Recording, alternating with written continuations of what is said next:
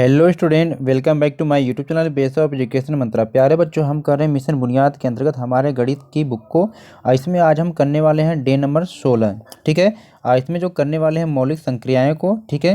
तो यहाँ पर देख पा रहे हैं कि पहले क्वेश्चन में दिया है कि चिन्हों को समझते हुए आपको हल करना है। इसके पहले कि हमने देखा था कि वहाँ पर क्या है, एक अंक से गुना करना था। अब यहाँ पर क्या है, दो अंक से गुना करना है।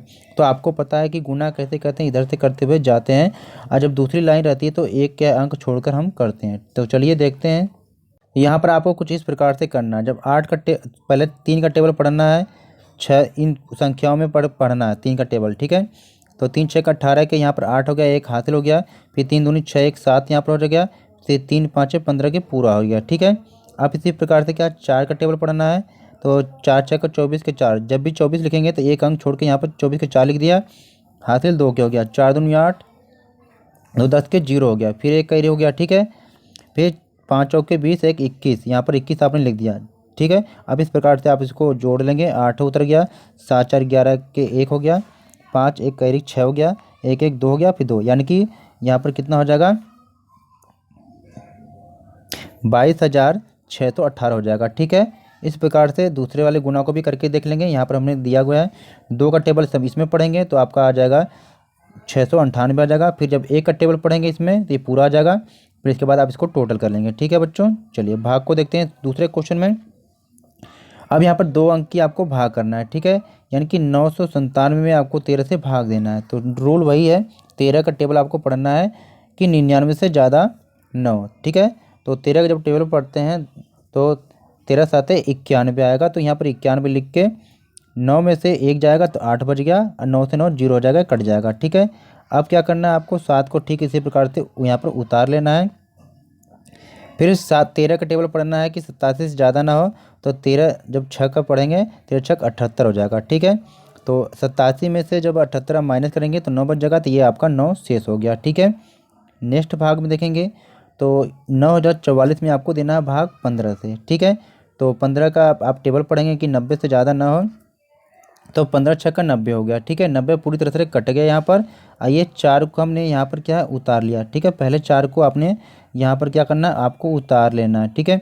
अब देखो 15 से 4 छोटा है तो 4 ये जा नहीं रहा है। तो आपको करना क्या है, एक दूसरा अंक उतारने के लिए यहाँ पर आपको क्या है, 0 लगाना पड़ेगा।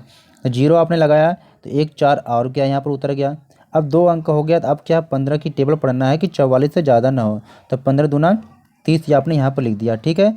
अब इस तरह से 44 में से 30 माइनस करेंगे तो 14 शेष बच जाएगा। ठीक है। चलिए अब अगला है भाग देना है कि कितना, 6060 में 12 से भाग देना है। तो 12 का टेबल पढ़ेंगे, 12 5 60, यहाँ पर 60 हो गया, पूरी तरह से कट जाएगा। और 6 को आपने यहाँ से क्या है, उतार लिया। तो 12 से 6 छोटा है तो ये भाग नहीं जाएगी। तो यहाँ पर जब एक 0 उतारेंगे तो दूसरी संख्या भी आप यहाँ पर 0 भी उतार सकते हैं। तो ये हो गया 60। तो 12 25 60 कर देंगे, फिर 60 से ये भाग चली जाएगी पूरी तरह से। ठीक है।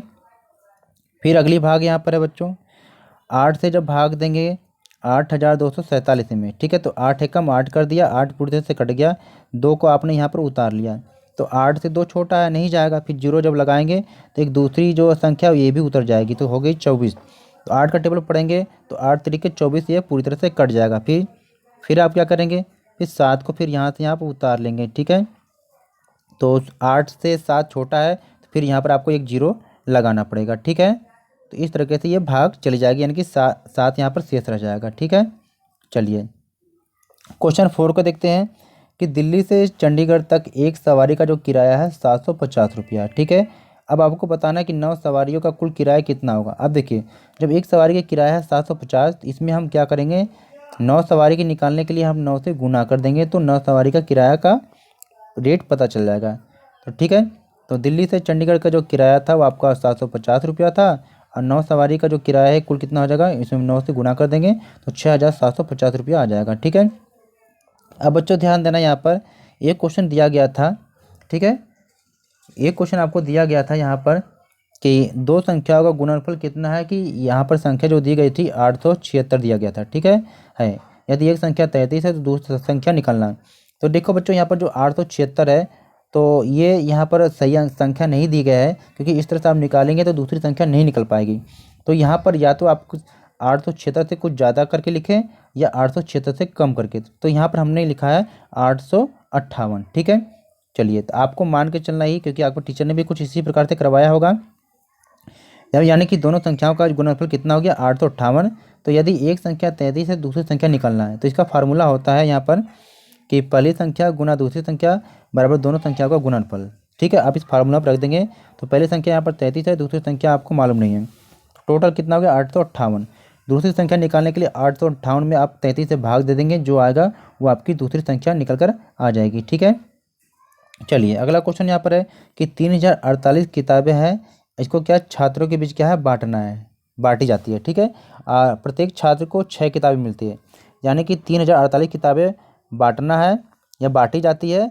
हर बच्चे को 6 किताबें मिलेगी। आपको बताना है कि टोटल कितने छात्रों के बीच ये बांटी गई है। ठीक है, तो निकालने के लिए क्या होगा आपको कि किताबें इतनी बांटनी है, प्रत्येक छात्र को 6 किताबें मिलेगी।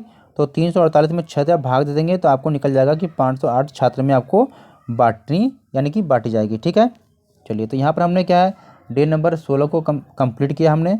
ठीक है, तो प्लीज़ वीडियो को लाइक शेयर जरूर करना और चैनल को सब्सक्राइब कर लेना सभी प्रकार के डे को देखने के लिए। और हिंदी की कहानी के भी सारे क्वेश्चन आंसर करा दिया गया है, तो जाके जरूर देखेंगे।